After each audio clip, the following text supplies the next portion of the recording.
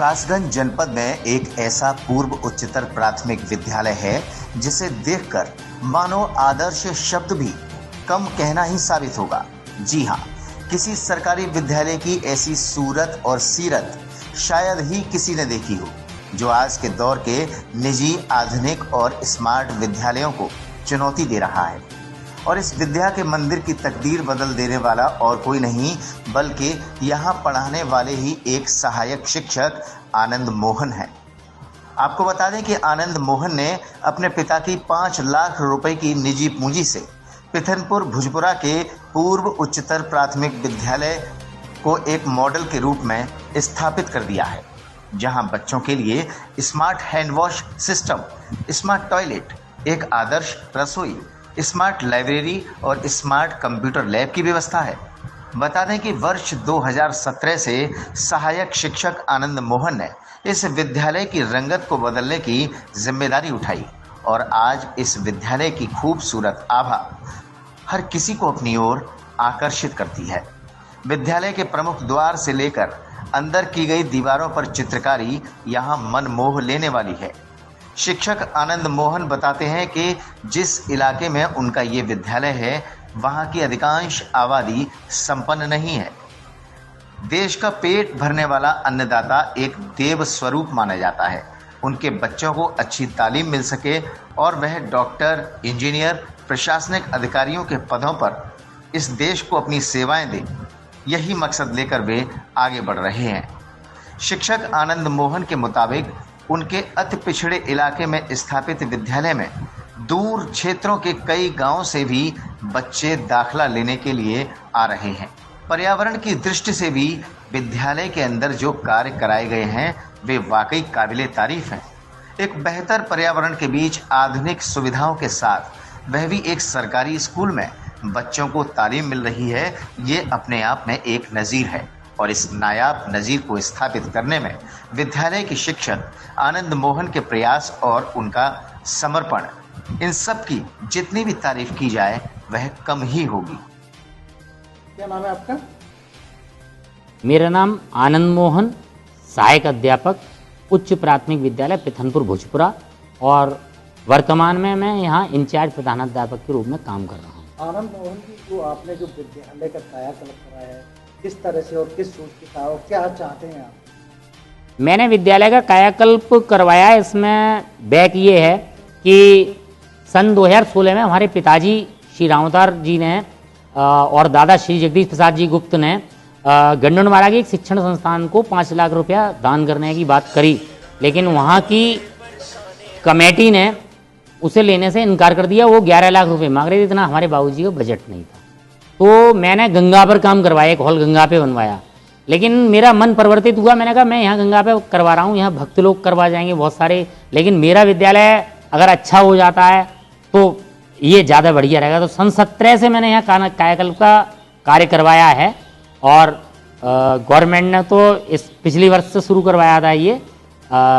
तो मेरा उद्देश्य ये रहा कि यहाँ अच्छा शैक्षिक पर्यावरण बने जिसमें बच्चों का मन लगे और बढ़िया व्यवस्था हो। वर्तमान में इस कायाकल्प को देख करके गंडनवाड़ा का एक एडमिशन यहाँ हुआ है। चूँकि लॉकडाउन चल रहा है, इस समय कोरोना काल है, मुझे संभावना है अगली बार हमारे यहाँ गंडनवाड़ा के काफ़ी बच्चे जो है क्या नाम है यहाँ पढ़ने आए।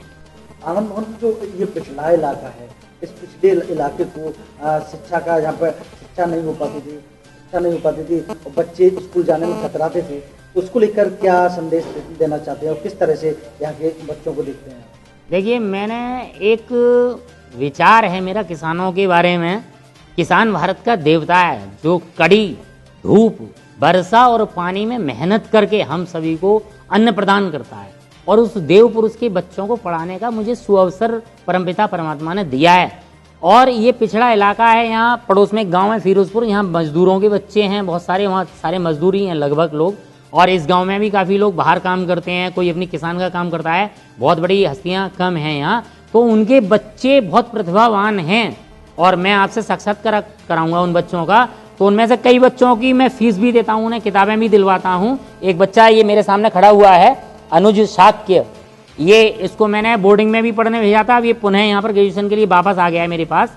तो मेरा ये स्वप्न है कि इस गांव में जो प्रतिभाएं हैं वे सिविल परीक्षाओं को पास करें और ए क्लास अफसर बने, सेकंड क्लास अफसर बने, इंजीनियर बने, डॉक्टर बने।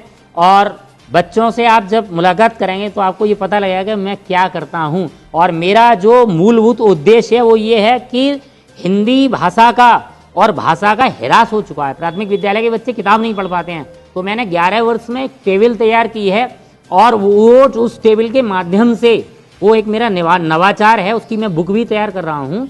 तो उसके माध्यम से बच्चे हिंदी और इंग्लिश एक बार में पढ़ते हैं। मैं बेस को लेकर के चलता हूँ। 6वीं क्लास में जो बच्चे आते हैं उनका उपचारात्मक शिक्षण लगभग 3 महीने तक करता हूँ और मेरे बच्चे फ्लुएंटली बोलते हैं, पढ़ते हैं। मेरा प्रयास रहता है और मैं विद्यालय टाइम के बाद भी एक्स्ट्रा क्लास के माध्यम से उनको पढ़ाता हूँ। और जिन किताबों का मैं प्रयोग करता हूँ ये परीक्षा वाणी की किताबें हैं, यूनिक के सेट हैं, विभिन्न प्रतियोगी परीक्षाओं की किताबें हैं और दिल्ली यूनिवर्सिटी की शारदा पब्लिकेशंस की किताबें। उन किताबों को उनके टॉपिक से जोड़ करके उनको पैराग्राफ स्टडी के माध्यम से क्वेश्चनरी बना करके उनको तैयार करवाते हैं। और मैं इसी काम में लगा हुआ हूँ और मैं बहुत जल्दी, मेरा बच्चा MBBS कर रहा है, एक बालक मेरा B फार्मा कर रहा है और जैसे ही वो बच्चे लगभग 5 साल में शिफ्ट हो जाएंगे और जैसे ही वो शिफ्ट हो जाते हैं मैं अपना पूरा समर्पण करूँगा, जो है क्या नाम है, बच्चे भाषा को सीखें और वो बढ़ें। बेटा क्या नाम है? कंचन। कंचन, आप कौन से विद्यालय में पढ़ती हैं? उच्च प्राथमिक विद्यालय पिथनपुर भुजपुर। आपके गुरु कौन है? श्री आनंद मोहन। संख्या कितने प्रकार की होती है? प्राकृतिक संख्या, पूर्ण संख्या, सम संख्या, विषम संख्या, अंकीय संख्या, बीजीय संख्या, परमेय संख्या। उनका मतलब क्या होता है? क्या है? शून्य कुछ भी नहीं या कुछ नहीं होने की अवधारणा का प्रतीक है। आजकल शून्य का प्रयोग एक सांख्यिकीय प्रतीक और एक अवधारणा दोनों के रूप में जटिल समीकरणों को सुलझाने तथा गणना करने में किया जाता है। इसके साथ ही शून्य कंप्यूटर का मूल आधार है। यह आलेख भारत में शून्य के आविष्कार से संबंधित है, अर्थात इस आलेख से इस बात का उल्लेख किया गया है कि भारत में शून्य का आविष्कार कब और कैसे हुआ।